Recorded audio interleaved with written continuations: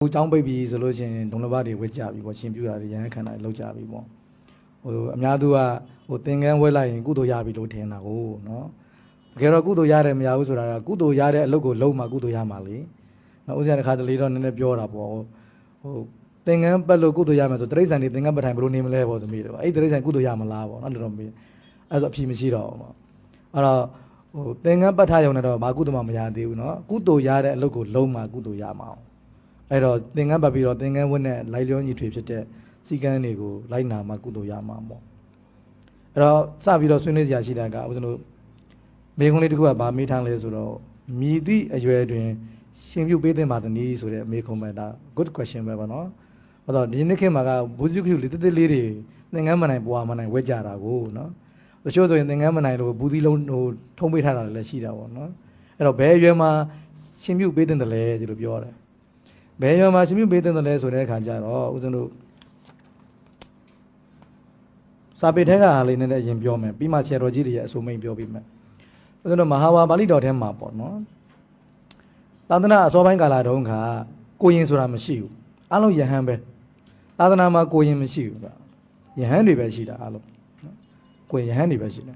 အဲ့တော့ဘသူဝင်အကုန်လုံးယဟန်ပဲကလေးဝင်လဲယဟန်ဖြစ်သွားတာအသက်ကြီးမှဝင်လဲယဟန်ဖြစ်သွားတခါတည်းယဟန်တန်းခံတာတော့ကိုရင်ဆိုတာမရှိဘူးပေါ့အဲ့တော့သာသနာမှာဘယ်လိုဖြစ်လဲဆိုတော့တတရတဝက်ကီလို့ခေါ်တဲ့ကိုယ်ကလေးတွေတအုပ်စုရှိတယ်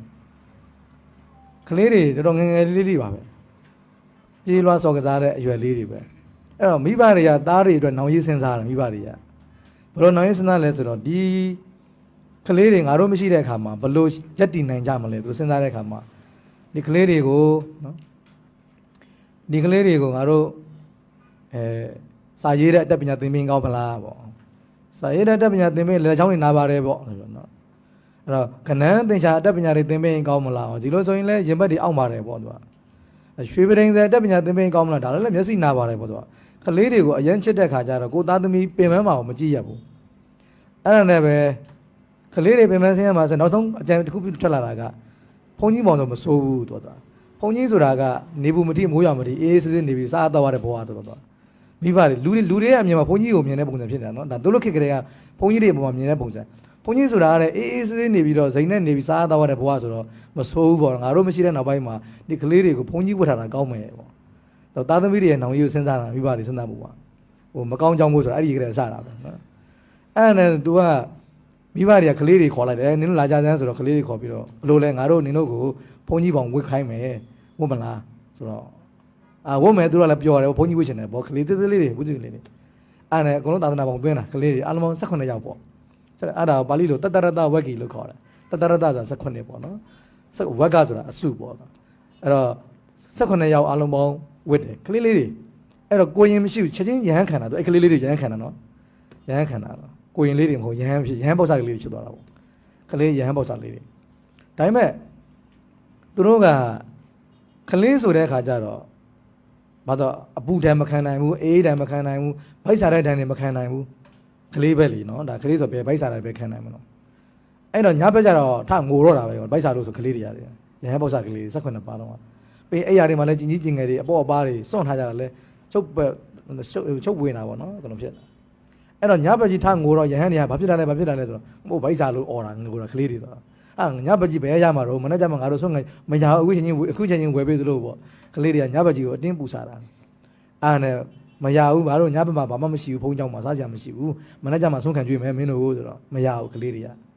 အဲ့ရဟန်းပေါက်စားကလေးတစ်လေးနေပေါ့အဲ့နဲ့မြတ်စွာဘုရားစီသတင်းပို့တော့မြတ်စွာဘုရားက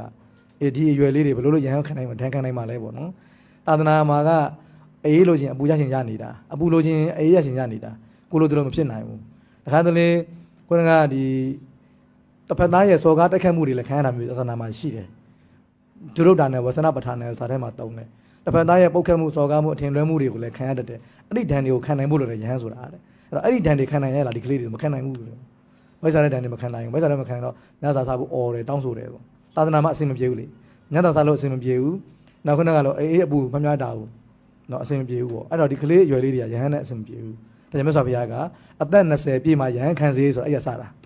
ဟုတ်ပြီနော်အဲ့တော့အသက်20ပြည့်မှရဟန်းခံအသက်20ဆိုရင်တော့ခံနိုင်ရှိသွားပြီအသက်20ဆိုတဲ့အရွယ်ဒီအေးတန်အပူတန် သူများတစ်ဖက်သားရဲ့စော်ကားပုတ်ခတ်မှုထံနေအားလုံးခံနိုင်သွားပြီအဲ့တော့အသက်20ပြည့်မှယဟန်ခံဆိုတာဇလန်အဲ့ဒီကစတာအဲ့တော့အသက်20မပြည့်တဲ့ပုဂ္ဂိုလ်ကိုရင်ဝစ်စေတာပဲနှစ်ပိုင်းလိုက်တယ်သူကအဲ့တော့အသက်20မပြည့်သေးရင်ကိုရင်ဝစ်အသက်20ပြည့်သွားတဲ့ပုဂ္ဂိုလ်ယဟန်ခံအဲ့လိုလာတာနော်အဲ့လာတော့အဲ့မှာလည်းပြဿနာတခုထက်တက်လာပြန်တယ်ယဟန်ပြဿနာတော့မရှိတော့ကိုရင်ပြဿနာထက်တက်လာတယ်အဲ့တော့အသက်20မပြည့်ရင်ကိုရင်ဝစ်ဆိုတော့အရွယ်မျိုးစုံဝက်လာကြပြီလေဘုရားကကိုရင်ဝစ်ဆိုတော့ကိုရင်ဝစ်ကြပြီပေါ့တနေ့ပြဿနာဖြစ်တာကအဲ့မှာအဲ့ဒီမျိုးတစ်မျိုးမှာပေါ့သူကအဟိဝါဒရောဂါလို့ခေါ်တယ်ကပ်ဘေးဆိုင်တာပေါ့ယောဂတော်တော်ကူးဆက်မြန်တယ်ယနေ့ဝူဟန်ပိုင်းလည်းလို့ပဲတော်တော်အကူးမြန်တယ်တော့တအိမ်လုံးကိုသေကုန်ကြတာသူအဲ့လောက်နဲ့အကူးမြန်လာသူတအိမ်လုံးသေပြီးတော့တားဖတ်2ယောက်ပဲကြံတယ်တအိမ်လုံးမှာအဖေနဲ့သား2ယောက်ပဲကြံတယ်သားလေးလည်းခလီငယ်ငယ်လေးပဲရှိသေးတယ်အဲ့တော့တားဖတ်2ယောက်ပဲကြံတော့အထူးတားဖတ်2ယောက်လုံးကလည်းတန်ပင်ကတွေဖြစ်ပြီးတော့ကဲမထူးငါတို့တွေဘုန်းကြီးဝတ်ကြမယ်ကွာဆိုတော့အဖေလည်းဘုန်းကြီးဝတ်သားလည်းဘုန်းကြီးဝတ်တာအဲ့တော့တားဖတ်2ယောက်ဆုံးကထွက်ကောကလေးလေးကနောက်ကတပိတ်ကင်ပြီးလိုက်တာပေါ့နိုင်တော့ခလေးဆိုတာဘာသိမှလဲသူ့အဖေကိုရှေ့ကဆုံးနေတအားလုံးတော့အဖေကျုပ်ကလည်းပေးအောင်ကျုပ်ကလည်းပေးအောင်တော့နောက်ကလိုက်အော်တာခလေးလေးရတော့အဲကိုရင်တက်တက်လေးရနေပြီးတော့အဖေကျုပ်ကလည်းပေးအောင်လေခမ ्या ကြီးမယူနိုင်ဆိုတော့လူများတွေကလူဆုံးလူတဲ့လူတွေကပြုံးရည်ပြီးတော့ဟိုပြောကြဖြစ်သွားတာပေါ့နော်ဘလို့လဲပေါ့ဒီဘုန်းကြီးမှာတားလဲရှိသလားပေါ့ဆိုတော့ပြောကြဖြစ်သွားတာအားနဲ့မြတ်စွာဘုရားအရန်ငယ်လုံးကကျတော့လိုက်မသိတာပြောချင်တာပါလားအရန်ငယ်တဲ့ခါကျတော့သူ့အဖေလိုပဲသူသိထားတာလေဘုန်းကြီးကိုအဖေဘုန်းကြီးစီကသူကငါကျုပ်ကလည်းပေးအောင်ခမ ्या ဆိုပြီးတော့သူကပြောတာဟုတ်အဲ့တော့အလိုက်မသိတဲ့သဘောဖြစ်သွားတာခလေးငယ်တာပေါ့အဲ့တော့အဲ့ပြဿနာကိုမြတ်စွာဘုရားစီရောက်တဲ့အခါမြတ်စွာဘုရားကလည်းဒီလောက်ငယ်ရင်လည်းအဆင်မပြေဘူးအဲ့တော့15နှစ်ဟော limit တခုထပ်လာတယ်မြတ်စွာဘုရားနော်ဒီ limit ကတော်တော်ကောင်းတဲ့ limit အဲ့တော့15နှစ်အောက်ကိုငယ်ရင်ကိုရင်မွေးပေးရအောင်ဟုတ်ပြီနော်အဲ့တော့ကိုရင်ဝတ်နိုင်တဲ့အရွယ်ဒီ15နှစ်အရွယ်ပဲအဲ့တော့15နှစ်16 19 17အထက်စသည်ကိုရင်ဝတ်လို့ရတယ်အသက်20ပြည့်ရင်ရဟန်းခံခြင်းနဲ့ခံမခံခြင်းနဲ့ဆက်နေလို့ကိုရင်ဝတ်နဲ့ဆက်နေလို့ရတယ်20ပြည့်တချို့ကမဖြစ်မနေရဟန်းခံမထင်းနေသေးတာလေမဟုတ်ဘူးနော်20ပြည့်လို့ရဟန်းမခံခြင်းနဲ့ຢာသေးတယ်ကိုရင်ကြီးဘွားနဲ့နေလို့ຢာသေးတယ်အဲ့တော့20ပြည့်လို့ခံခြင်းနဲ့ဆိုလည်းခံခွင့်ပြုသွားပြီပေါ့နော်အဲ့တော့မြတ်စွာဘုရားကအဲ့ဒီမှာအရန်ငယ်တဲ့ခါကျတော့ပြောမတတ်ဆိုမတတ်နေတတ်ဖြစ်တတ်တယ်ဒါကြောင့်15နှစ်ပြည့်မှကိုရင်ဝေး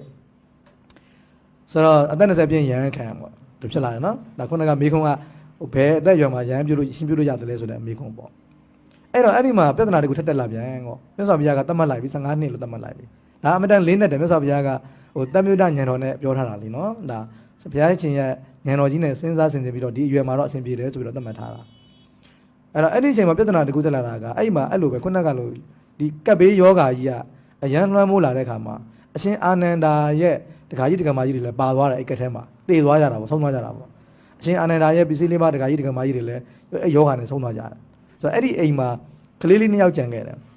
သားလေး2ယောက်ပဲကြံခဲ့တယ်ငယ်ငယ်လေးတွေပေါ့နော်15နှစ်မပြည့်သေးဘူးကလေးတွေကြတော့တော်တော်ငယ်သေးတဲ့အရွယ်လေးတွေဆိုတော့အဲ့ဒီအချိန်မှာကလေးလေးတွေကအားကိုရမဲ့ပြီးအိမ်မှာနေဘုန်းကြီးတွေကိုမြင်တော့သူတို့ကရင်းနှီးတယ်အိမ်ကိုဘုန်းကြီးတွေခဏခဏကြွတော့ဘုန်းကြီးတွေနဲ့ရင်းနှီးတော့ဘုန်းကြီးတွေစီကိုပြေးပြီးတော့အကူကြီးတောင်းကြတယ်အဲဘုန်းကြီးတွေကလည်းကလေးမွေးလို့မရဘူးလေဘုန်းကြီးကကလေးမွေးစားလို့မှမဖြစ်တာကလေးမွေးစားလို့မဖြစ်တော့အဲ့ဒါမဖြစ်ဘူးဆိုပြီးတော့ကလေးတွေကဘုန်းကြီးတွေကငေါ့ထုတ်တာမလာနဲ့ငါတို့စီမလာနဲ့ငါတို့စီမလာနဲ့ဆိုဘုန်းကြီးတွေကငေါ့ထုတ်ကောကလေးတွေမှာအားကိုရမဲ့နေတယ်မိဘတွေကလည်းမရှိတော့ဘူးဘုန်းကြီးစီလည်းကက်လို့မရဘုန်းကြီးတွေလည်းလက်မခံအောင်အရှင်ကလည်းနားလည်းတနာရတယ်လေဟိုကိုရင်ဝတ်ရအောင်လည်းအရွယ်မမီသေးဘူး15နှစ်မပြည့်သေးဘူးအဲ့တော့အဲ့လိုဖြစ်နေတဲ့အချိန်အဲ့တော့ဟိုကျောင်းမှာလည်းလူဖြစ်နေမွေးစားဖို့လည်းမဖြစ်နိုင်ဘူးသာသနာမှာထုံးတဲ့စင်လာမရှိဘူးနော်သူကလေးမွေးစားတယ်ဆိုတာထုံးတဲ့စင်လာမရှိဘူ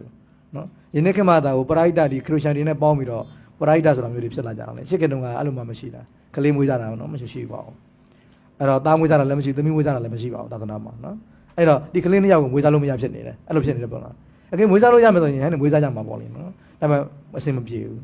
ကိုရင်ဝေးရအောင်ကိုရင်ဝေးပြီးထားရအောင်ဆိုတာကလည်းအရင်ငယ်လုံးအားကြီးနေတယ်ဘုရားသတ်မှတ်ထားတဲ့ limit မဖြစ်သေးဘူးဖြစ်နေတာအဲ့တော့အရှင်အနန္ဒာလည်းကြံရမရဖြစ်တော့သူ့မှာလည်းတောင်းမကင်းလို့ဖြစ်နေကိုတက္ကရာမကြီးရဲ့ကလေးတွေဆိုတော့မြတ်စွာဘုရားသွားချောင်းမြတ်စွာဘုရားတပည့်တော်ရဲ့ဒီမှာတက္ကရာကြီးတက္ကမကြီးရဲ့သားလေး2ယောက်ရှိနေ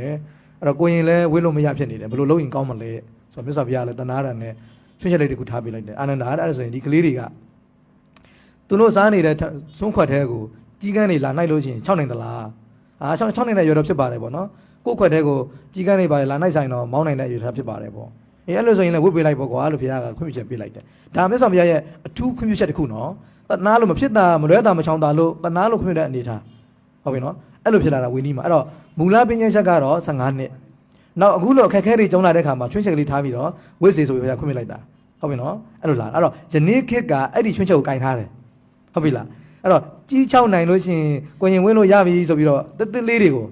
ယနေ့ခေတ်ဝတ်ကြတာ မြတ်စွာဘုရားရဲ့တပိဋကဉာဏ်ကိုနားမလဲတာမူလဘုရားပညာချက်က15နှစ်ပဲနော်အဲ့တော့ဟိုဟာကအနုပညာချက်ကနောက်ပညာချက်ကသူကမလွဲတာမချောင်တာလို့ဟုတ်လားသူကဒါအရင်အခက်ခဲတွေကြုံလာလို့ခွင့်ပြုတဲ့အနေအထားရှိခုဖြစ်ပါတယ်ဒါကြီးကိုကျွန်တော်အသေးကိုင်းပြီးတော့ဘသူလာဒီတိုင်းပဲဝစ်ဆိုလို့လုပ်လို့မရအောင်လေပြီးနောက်တစ်ခုကကွာတာကအရှင်အာနန္ဒာလိုပုံကုမျိုးကအထူးဆောက်ချောက်ပြဒီကလေးနှစ်ယောက်ကိုလေဒီခေတ်မှာအရှင်အာနန္ဒာဆောက်ချောက်နိုင်ကြသေးတယ်လားစဉ်းစားတော့မဟုတ်ကျွန်တော်ကလေးတွေဝတ်တော့ဝတ်လိုက်ပြီလေဒီကလေးတွေကိုကိုဖိကျင်ဖိထိန်းနိုင်ပါမလားဟိုမှာကအရှင်အာနန္ဒာကတည်တည်ချာဆောက်ချောက်တာနော်အဲ့တော့ဦးဇင်းတို့ဒီနေ့ကအဲ့ဒါပဲဟိုရှင်တထောင်ပြူတာတို့ရှင်တရားပြူတာတို့ဘလို့ထိမ့်မလဲဦးဇင်းစဉ်းစားလို့မရအောင်နော်ဒီကလေးတွေကိုဘလို့ထိမ့်မလဲရှင်တထောင်ရှင်တရားကလေးတွေကိုပေါ့ဘသူဘလို့ထိမ့်ချုပ်ပါလဲဒီကလေးတွေကိုပြောပြမယ်ဖြစ်စဉ်ကဘလို့လဲဆိုတော့ဘုရားတစ်ချက်တုန်းကအရှင်တာရိပုတ္တရာမှာအရှင်ရာကိုသားတော်လေးရာဟုလားဘုရားသားရာဟုလားရာဟုလားရှင်ပြုမယ်ဆိုတော့ရှင်သာရိပုတ္တရာကိုအပ်လိုက်တယ်မြတ်စွာဘုရားကဲသာရိပုတ္တရာမဝတ်ပေးလိုက်ဆိုတော့အရှင်သာရိပုတ္တရာဆရာဖြစ်သွားပြီသူ့မှာတပည့်တစ်ပါးရသွားပြီ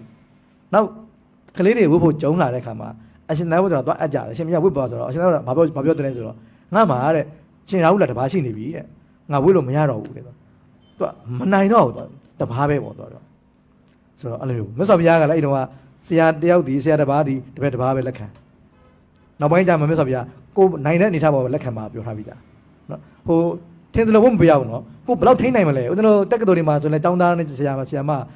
ဒီဟာ level ဟောပြရမယ်လीနော်ထိန်းနိုင်တဲ့အနေထားရှိရမယ်ဘယ်လောက်လက်ခံနိုင်တယ်လဲဆရာတယောက်ဒီတပည့်အများကြီးလက်ခံလို့မဖြစ်ဘူးအဲ့တောင်းသားပညာရေးလုံးဝမတိုးတက်ဘူးနော်အဲ့ဒီတိုင်းပဲဦးဇင်းတို့သာသနာမှာလည်းမြတ်စွာဘုရားကဆရာလုံးနိုင်တဲ့အရင်ရှိတဲ့ပုဂ္ဂိုလ်တယောက်ဒီဘယ်လျောက်လက်ခံနိုင်တယ်လဲသူတကယ်ထိန်းနိုင်မလားအဲ့နိုင်တဲ့ကိုအဲ့ limit တိုင်းပဲလက်ခံရမှာမူလတော်ဆိုလို့ရှိရင်မြတ်စွာဘုရားကတပါးပဲလက်ခံတာနော်ဘုန်းကြီးဆရာတပါးဒီတပည့်တပါးပဲလက်ခံပေးရမယ်နောက်2ပါး3ပါးမြတ်စွာဘုရားခွင့်ပြုတယ်နောက်ပိုင်းကျတော့ limit မရှိတော့ကိုနိုင်တဲ့လောက်လက်ခံပါနိုင်တဲ့လောက်မြတ်စွာဘုရားစကားပါပြီးသားနိုင်တဲ့လောက်ပြောထားပြီးသားမနိုင်မနေမလုံးနဲ့နိုင်တယ်ဆိုတာဘာပြောတာလဲဆိုတော့ဒီတပည့်ကိုကိုယ့်ရဲ့တကယ်သားအရင်လို့ထိန်းသိမ်းနိုင်မလားနော်တကယ်သားအရင်လို့ထိန်းသိမ်းနိုင်ပါတယ်စောင့်ရှောက်နိုင်ပါတယ်ဆိုရင်လက်ခံပြီးတော့ပြစ်ထားရတဲ့ဆရာတခြားတပည့်တခြားနေချင်းလုံးနေငါလည်းနေချင်းလုံးနေဆိုအဲ့ဒါမျိုးမြတ်စွာဘုရားလုံးဝမကြိုက်ဘူးခွင့်မပြုဘူးသာသနာရဲ့ image ကိုအများကြီးထိခိုက်တယ်နော်သာသနာအရင်ထိခိုက်တယ်ပြီးရင်ကာယကံရှင်ကိုရင်တွေမှာလည်းအပြစ်မကင်းဘူးဆရာသမားမှလည်းတာဝန်မဲ့တယ်အဲ့တော့ဘာသာကြားတွေနဲ့လည်းသာသနာထင်သေးကြဖြစ်သွားတာနော်အဲ့ကြောင့်မြတ်စွာဘုရားခုနကမူလပညာချက်က15နှစ်ဒါတတိနားလေတဲ့အရွယ်15နှစ်အရွယ်အဲ့တော့ခုနကမရွေးတော်ဆောင်တာအခက်ခဲတွေကြုံလာတဲ့ခါမှာခုနကဒီကြီးချောင်းနိုင်တဲ့အရွယ်လေးကိုအသုံးပြုပါခွင့်ပြုပါဆိုမြတ်စွာဘုရားခွင့်ပြုပေးတာဒါကိုယနေ့ခေတ်တော်တော်လက်ကင်ထားတာနော်လက်ကင်ထားပြီးတော့လုံနေကြတာဆိုတော့အရန်အန်ဒရယ်များရတယ်လीနော်အဲ့တော့ရှင်ပြုတဲ့အခါမှာအကြောင်းရှင်ပြုနိုင်တဲ့အရွယ်ကိုပုံမှန်ဆိုရင်တော့ကျွန်တော်ဒီဝိနည်းတော်ရဆို15နှစ်ပုံမှန်ပဲနော်အဲ့တော့ယနေ့ခေတ်ဆိုရင်တော့12နှစ်13နှစ်အရွယ်ဆိုလိုက်တာဖြစ်နိုင်တာပဲတော့မြန်မာစကားကောင်းကောင်းတက်တယ်ပြောတတ်တယ်ပေါ့နော်မြန်မာလူဒီစာတွေဖတ်တတ်တယ်နားလည်တဲ့အရွယ်လေးဆိုရင်တော့အဆင်ပြေတယ်ဒါမှမဟုတ်ဆရာကောင်းသမားကောင်းအနီးကပ်ရှိခဲ့မယ်ဆိုရင်လည်းဒါအဆင်ပြေတယ်ပေါ့ဘာလို့ရှင်ပြုတဲ့အခါမှာတရဏဂုံပြရအောင်ပါလေတရဏဂုံ3ပါးကိုမပြရှင်မဖြစ်ဘူးအဲကြောင့်ကျွန်တော်ဒီမေကွန်းလေးကိုနည်းနည်းပြန်ပြောမယ်ဆိုရင်ခုနကမြည်သည့်ရွယ်တင်ရှင်ပြုပေးတဲ့မှာတည်းဆိုရင်ဒါ15နှစ်အရွယ်သို့မဟုတ်73တော့အဆင်ပြေပါလားနော်အဲ့လိုဆိုအဆင်ပြေတယ်တချို့ကလည်းပြောတယ်ရှင်များအဲ့လိုဆိုရင်ဘုရားတစ်ချက်တုန်းကဟို9နှစ်ကလေးတွေနဲ့ကိုရင်ဖြစ်တာဟိုရဟန္တာဖြစ်တာမရှိဘူးလားပေါ့သွား9နှစ်ကလေးတွေနဲ့ရဟန္တာဖြစ်သွားတာ9နှစ်အရွယ်ရဟန္တာဖြစ်သွားတာဘယ်လိုလုပ်မလဲပေါ့သွားအဲ့ဒါသွားမနိုင်နဲ့အဲ့ဒါပိစိမဘွေကပုဂ္ဂိုလ်တော့တကယ်ပါရမီရှင်ကြီးနဲ့ genius တွေတာတွေကတကယ် genius ဒီဘဝမှာသေချာပေါက်ရဟန္တာဖြစ်မဲ့ပုဂ္ဂိုလ်တွေဒါသူတို့နဲ့သွားနိုင်လို့မရအောင်ပေါ့နော်သူတို့နဲ့သွားနိုင်လို့မရအောင်အဲ့တော့ဒါကဦးဇင်းတို့ဇာထဲမှာထားလာတဲ့ပုံစံလေးတွေနောက်ဦးဇင်းတို့ဆရာတော်ကြီးတွေရဲ့ဟာလေးနည်းနည်းလေးဦးဇင်းပြန်ပြောပြမယ်ဆရာတော်ကြီးတွေဒီကိစ္စမှာမပြောသလဲပေါ့နော်ဒီကိုရင်လေးတွေဒီတစ်တစ်လေးတွေကိုသင်္ကန်းမနိုင်မနှင်းဖြစ်တဲ့ကလေးတွေကိုဝတ်ပေးတာဘယ်လိုဖြစ်တယ်ဆိုတော့ဦးဇင်းတို့မဟာကဏ္ဍဆရာတော်ကြီးကဘာပြောသလဲဆိုတော့ဤကြီးချောင်းနိုင်ရှင်ပြုဟူသောခွင့်ပြုတော်မူချက်တည်တယ်ခုနကဦးဇင်းပြောတာနော်ကြီးချောင်းနိုင်လို့ရှိရင်ကိုရင်ဝတ်လို့ရတယ်ဆိုတဲ့ခွင့်ပြုချက်ပေါ့ဤကြီးချောင်းနိုင်လျင်ရှင်ပြုဟူသောခွင့်ပြုတော်မူချက်တည်တဏှာစပွဲကလေးများ၏အာကိုရာမဲ့ပုံကိုငဲ့တော်မူသောကြောင့်ဖြစ်၏နော်တကယ်ကိုမလွဲသာမချောင်တာလို့အနေထားပါယခုကာလ၌ကဤခွင့်ပြုတော်မူချက်အရာအရွယ်ကိုပမာဏမထားတော့ပဲရှင်ပြုလို့ရှိကြ၏တင်းလေးတွေကျွန်တော်3နှစ်သား4နှစ်သားလေးတွေဝတ်ကြတာပဲလေပြီးရင်အမေနဲ့ဖတ်ပြီးအိတ်နေကြတာပဲကျွန်တော်ဆိုတာကိုရင်တည်းအဲ့လိုဖြစ်နေကြတာကြောက်မှတော့မအိတ်နိုင်ဘူးမိဘနဲ့တော့ခွဲလို့မရဘူးသို့တော်တဲ့အရှင်အာနန္ဒာကဲ့သို့ဆရာကောင်းဖြစ်သူတို့ကအမြဲကြီးချုပ်နိုင်မှရှင်ပြုရကြုံနေပြီလိမ့်မည်နော်ဒါခုနကဟိုကလေး2ယောက်ကအရှင်အာနန္ဒာလိုဆရာကောင်း1ယောက်ကိုအမိရထားတာအဲ့တော့အရှင်အာနန္ဒာကဒါအနိကဲဆောင်းချောင်းပေးနိုင်တော့ဒီကလေးတွေရဲ့ဘဝဟာတာယာလှပသွားမှာပေါ့နော်ဒီနေ့ခေတ်မှာလည်းအဲ့လိုဆောင်းချောင်းနိုင်တော့အပြစ်မဆိုးတော့ဘူးပေါ့နော် ရှားပါတယ်ထို့သောမကြီးချိုးနိုင်လျင်၎င်းနောက်တစ်ခုတစ်ချက်ကကြီးချိုးနိုင်တော်လဲကိုရင်ကလေးကမလိုက်နာလျင်၎င်းကဲဆရာသမားတော့ဆုံးမနိုင်ပြီတဲ့ဆရာကောင်းသမားကောင်းရပြီအဲ့ကလေးကလိုက်နိုင်ပါမလားပေါ့မလွယ်ဘူးနော်မလွယ်ဘူးအဲ့ကြောင့်ဆရာသမားတော့ရှိပါရဲ့တဲ့နော်ကြီးချိုးနိုင်တော်လဲကိုရင်ကလေးကမလိုက်နာလျင်၎င်းတဲ့ယခုပြမ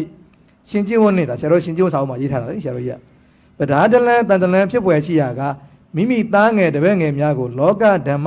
မနစ်နာရအောင်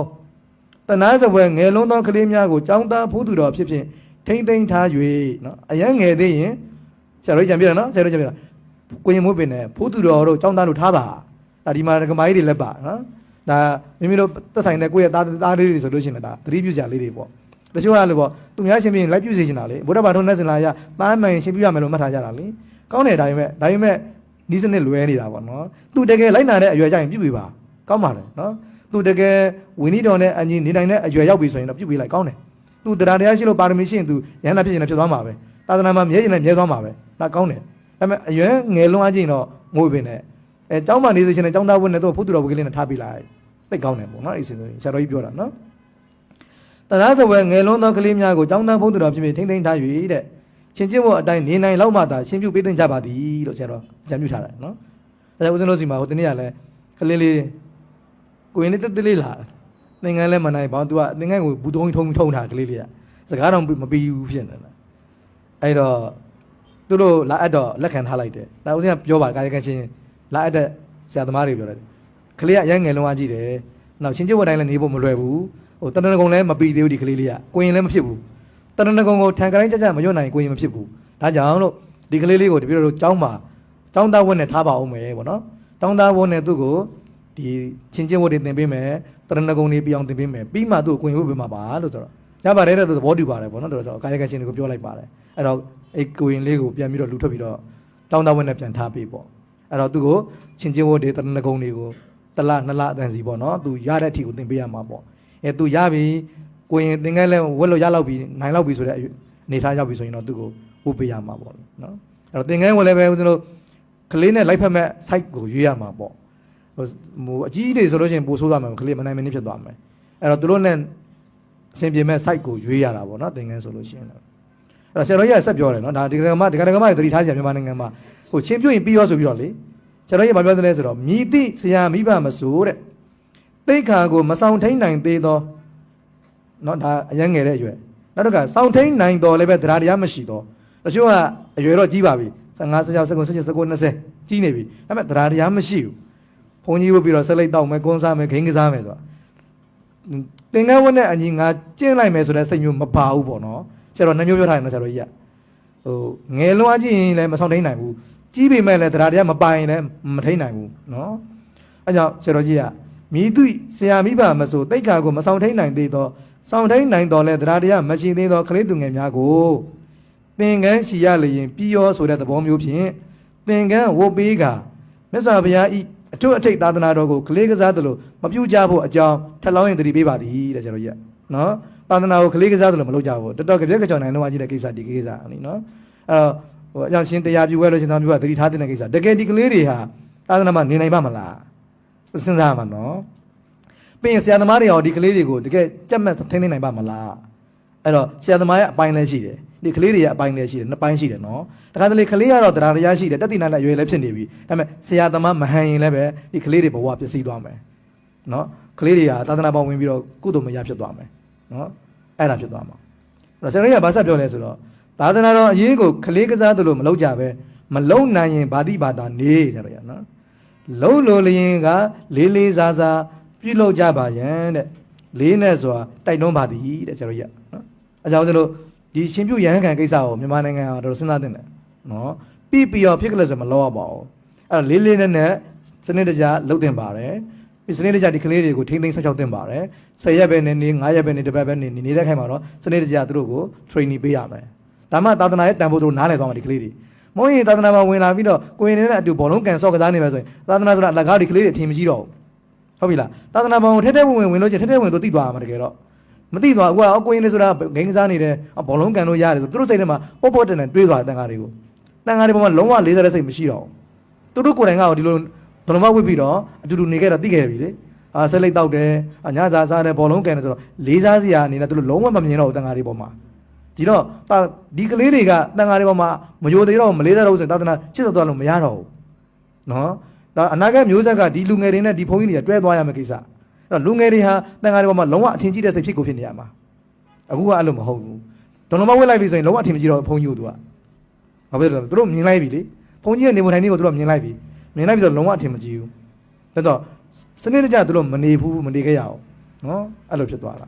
ါကြောင့်မို့လို့မာကတော်ဆရာကြီးကဒါကြောင့်လေးလေးစားစားလုပ်ကြဖို့တတိပေးထားတာနော်နောက်ဦးဇင်းတို့ဒီခရမ်းမျိုးကကိုင်းကုန်းဆရာတော်ကြီးနော်ကိုင်းကုန်းဆရာတော်ကြီးကဘာတတိပေးလဲဆိုတော့ဒါနဲ့ပတ်သက်ပြီးတော့နော်ဆရာတော်ကြီးစကားဆိုလို့ရှိရင်ပို့ပြီးတော့ဒကာဓမ္မတွေဟိုလေးနဲ့တယ်နော်ဤအနုပညာပါဠိတော်အရာဆိုတာခုနကနော်ဟိုကြီး6နိုင်ရင်ရှင်ပြလို့ရတယ်ဆိုတာအနုပညာပေါ့6နှစ်9နှစ်အရွယ်မှစ၍တဲ့ကြီးတို့ကိုပြန်အောင်6နိုင်တော့ကြောင်းဟုတ်ပြီနော်6နှစ်9နှစ်ဆိုတာကြီးကန်းကောင်းကောင်းမောင်းလို့ရပြီရှင်ပြုနိုင်ခွင့်ရခဲ့ပြီတဲ့ယခုခေတ်အချို့တရားကများသည်အနုပညာပါဠိတော်စကားကိုကြားနာရ၍မိမိတို့၏လူမမယ်သားငယ်လေးများကိုအပယ်လားကြောင်းရှင်လောင်းပြုကကုသိုလ်ချကြကုန်၏တဲ့ဆရာတော်အဲ့လိုနော်တကယ်ကိုတင်းတင်းမှပြောတာနော်လူမမယ်သားငယ်လေးများကိုအပယ်လားကြောင်းတဲ့ဆရာတော်ရနော်အပယ်လားကြောင်းရှင်လောင်းပြုကကုသိုလ်ချကြကုန်၏တဲ့တကယ်တော့ကလေးတွေကုသိုလ်ရဖို့အခွင့်အလမ်းအမှန်တည်းနေတယ်ဒီသင်္ကန်းသာဝတ်လိုက်တယ်ဘာမှမသိလိုက်ဘူးလို့နေရှင်တို့နေစားရှင်တို့သွားပြီးတော့9ရက်ပြည့်ပြန်ထွက်သွားကြတာပဲရှိတယ်အဲ့တော့အပယ်လားကြောင်းအကုသိုလ်ချတဲ့ကိစ္စတစ်ခုပဲပေါ့နော်အဲဆရာတော်ရဲ့ဆက်ပြောတယ်အချို့သူငယ်များမှာတဲ့6နှစ်9နှစ်မက12နှစ်13နှစ်အရွယ်တို့ရောက်တော်လဲနော်စာမတက်သည့်အတွက်ကြောင့်နော်တရဏဂုံ7ပါးသီလပတိစိတ်တို့ကိုသင်ကြားရန်အလွန်ခဲရင်ခက်တည်သောကြောင့်ရှင်ပြုပေးရန်မသိလျော်ချေတဲ့နော်အရွယ်တော့ကြီးတော့ကြီးနေတယ်ဒါပေမဲ့စာတွေကောင်းကောင်းမဖတ်တဲ့အခါကျတော့တရဏဂုံတွေပြအောင်မဆိုနိုင်ဘူးရှင်ကျင့်ဝတ်တွေကိုလေ့လာလို့မရအောင်အကြောင်းမှာတဲ့နော်တရဏဂုံသီလကိုဆရာကဂရုစိုက်ချပေး၍ရှင်ဖြစ်နိုင်တော်လဲပဲပစ္စဝကနာမစင်ရှင်တက်ပဲပစ္စည်းလေးပါးကိုသုံးဆောင်ခြင်းကြောင့်နေ့စဉ်ဣနာပရိဘောဂဖြစ်၍အပေတို့လာခဲ့ရ၏တဲ့သာသနာမှာတရဏဂုံကတော့ဆရာသမားတွေသင်ပေးလို့သူတက်သွားမယ်ပေါ့နော်တရဏဂုံတော့တက်သွားမယ်ဘလို့ဆိုသင်ပေးမယ်ကိုရင်ဖြစ်သွားပြီကိုရင်ဖြစ်သွားရင်ဘလို့ဆက်လက်နေထိုင်ရမလဲဆိုတာကိုသူတော်တော်ခက်သွားပြီနော်အဲ့ဒါကြောင့်ဆရာတော်ကြီးကတတိပေးထားတာဟိုငယ်လုံးရင်လည်းမဝတ်ပေးနဲ့နော်အဲ့တော့ကြီးလို့ကြီးပေမဲ့လည်းဒီတရားတရားမရှိရင်နော်ဝတ်မပေးဖို့ဆရာတော်ကြီးကမှားထားတာနော်အဲ့ဒါတတိထားစရာလေးတွေပေါ့နော်အဲ့ဒါကြောင့်ကျွန်တော်ယနေ့ဆရာတော်ကြီးတွေရဲ့ဒီအဆုံးမှာခုနကမာကနောဆရာတော်ကြီးရဲ့အဆုံးမှာနောက်ကိုင်းဒီခရမ်းမြို့နော်ကိုင်းကုန်းဆရာတော်ကြီးရဲ့အဆုံးမှာပေါ့ခုနကဣနာပရိဘောဂဆိုတဲ့ခုပါသွားတယ်နောက်မှတော့ဦးစင်းပြောဖို့အစီအစဉ်ရှိတယ်အဲ့ဒါတော့နော်ဣနာပရိဘောဂဆိုတာကတော့ဒီ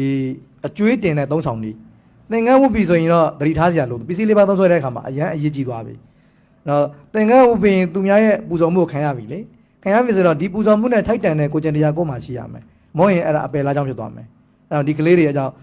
သာသနာမှာနေတဲ့အခိုင်မှာနော်ဒီကောင်းကောင်းမွန်မွန်နေတတ်ဖို့အတွက်ဆရာသမားတွေကသင်ပေးဖို့ပြောထားတာအဲ့ဆရာတော်ကြီးနောက်တစ်ခုဆက်ပြောတယ်ခုနကတချို့ကပြောတယ်ပေါ့ခုန9နှစ်အရွယ်တာမဏေလေးတွေရှိတယ်ဘယ်လိုလုပ်မလဲပေါ့ဒါရောဆိုတော့ဆရာတော်ကြီးကဘာပြောတယ်လဲဆိုတော့ဖယားရှင်လက်ထက်တော်၌တဲ့9နှစ်သားအရွယ်ရှင်ပြုပေးရယဟန္တာဖြစ်ကြသောတောပါကတာမဏေတာနုတာမဏေစာသောပုဂ္ဂလဝိတေသပုဂ္ဂိုလ်သူပုဂ္ဂိုလ်မြတ်တို့နှင့်ယခုကာလတငယ်များကိုမနှိုင်းရှင်သင့်ပေတဲ့၎င်းတာမဏေလေးများမှာပါရမီထူးပစ္စည်းမဘဝိကပုဂ္ဂိုလ်ထူးများဖြစ်ယခုဘဝ၌ပင်နိဗ္ဗာန်မျက်မှောက်ပြုနိုင်ကြပေ၏ဆိုတာနော်သူတို့နဲ့သွားနိုင်လို့မရအောင်အဲ့ဒါပြောတာနော်အဲ့တော့ဒီခေတ်မှာလည်းမရှိဘူးလို့တော့မဟုတ်ပါဘူးနော်ရှိနိုင်ပါတယ်ပါရမီရှိတဲ့ပုဂ္ဂိုလ်လေးတွေဒါပေမဲ့ဦးဇင်းတို့ဒီရှားပါတယ်ပေါ့နော်နောက်ဆရာသမားတွေကစနစ်တကျပြုစုထိန်းသိမ်းပေးနိုင်မှာဖြစ်မှာပါနောက်ဆုံးဦးဇင်းတို့ကိုင်းကုန်းဆရာတော်ကြီးကဘာအကြံပြုလဲဆိုတော့ရှင်လောင်းဒီရဲ့နော်အသက်12နှစ်13နှစ်အောက်မငယ်စေရဆရာတော်ကြီးကနော်မငယ်သင့်ဘူးနောက်တစ်ခါနံပါတ်1မြန်မာစာကိုကောင်းစွာဖတ်နိုင်ခြင်းဖြစ်ရမယ်နော်ဆရာတော်ကြီးကနံပါတ်3တလားထက်မနည်းရှင်ကျင့်ဖို့သင်ကြားနိုင်ရမယ်ဟုတ်ပြီနော် तू ကတောင်းကို तू ကကြိုတင်ပြီးတော့ပို့တင်တာကိုပို့ပြီးတော့တလားလောက်ကဒီရှင်ကျင့်ဖို့တွေကိုလေ့လာသင်ကြားတင်တယ်ပြီးမှ तू ကကိုရင်ဝတ်တင်တာပေါ့နော်အဲ့ဒါပြောတာအဲ့တော့ကျွန်တော်တိုင်ကုန်းဆရာတော်ကြီးကတော့အဲ့လိုအချက်လေး3ချက်ထုတ်ပြရတယ်စနစ်နှစ်အောက်ထက်မငယ်စင်နေတော့တဲ့နော်အဲ့လိုပြောထားတယ်ဒါကခုနကမေခွန်းတစ်ခုပေါ့နော်ရှင်ပြုရမယ်မိသည့်ရွယ်တင်ရှင်ပြုပေးတဲ့မှာတနည်းဆိုတဲ့ဥစ္စာပေါ့နော်အဲ့ဆိုရင်အဲ့မှာဒီမေခွန်းကတော့ပြည့်စုံပါလားဆိုရင်တော့နော်ကဲဘာများမေးဦးမလားဆိုရင်ရှင်ပြုတာနဲ့ပတ်သက်ပြီးမေးပါ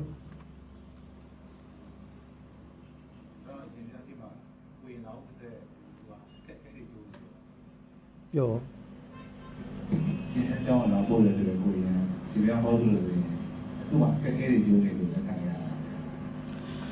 သူကဒီလိုပေါ့လေဟိုလာအပ်တဲ့ခါကျတော့လည်းလက်ခံရတာပေါ့လက်ခံမယ်ဦးဇင်းကဟိုသူ့ဒီလိုပဲလေသာသနာမှာသူတို့အတွက်ကဆရာကောင်းဆိုတာရေးကြည့်ပါတယ်ဟိုဒီဦးဇင်းတို့ဒီဌာနကလက်မခံဘူးဆိုလည်းတခြားဌာနတခုသူတို့သွားမှာပဲသွားမယ်ဆိုရင်ဒီကလေးရဲ့အနာဂတ်ဟာဆရာကောင်းနေစီရောက်သွားရင်တော့ကောင်းတာပေါ့နော်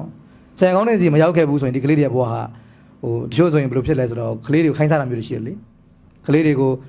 ဆန်လူခိုင်းတာတွေနော်ဒီကော်ဖီမစ်တွေလူခိုင်းငွေလူခိုင်းတာတွေရှိတယ်တနေ့ကိုဘယ်လောက်ကြာမှကြောက်ပြန်လာမယ်ဆိုတာမျိုးတွေပေါ့ဒီကလေးတွေကအဲ့လိုမျိုးဖြစ်သွားရင်မကောင်းဘူးပေါ့ဒါကြောင့်ကျွန်တော်ကကလေးတွေငယ်တယ်ဆိုရင်တော့ကျွန်တော်လက်ခံပေးတယ်ဒါပေမဲ့ကျွန်တော်သူတို့ကိုကိုရင်မဟုတ်ပေးသေးဘူးတောင်းတဝက်နဲ့ပဲတစ်လနှစ်လသုံးလစသည်ဖို့ထားပြီးတော့မှသူတို့တရဏဂုံပြီးပြီးရှင်ချင်းဝတ်ကိုနားလည်ပြီးဆိုမှကျွန်တော်ဝတ်ပေးတာပေါ့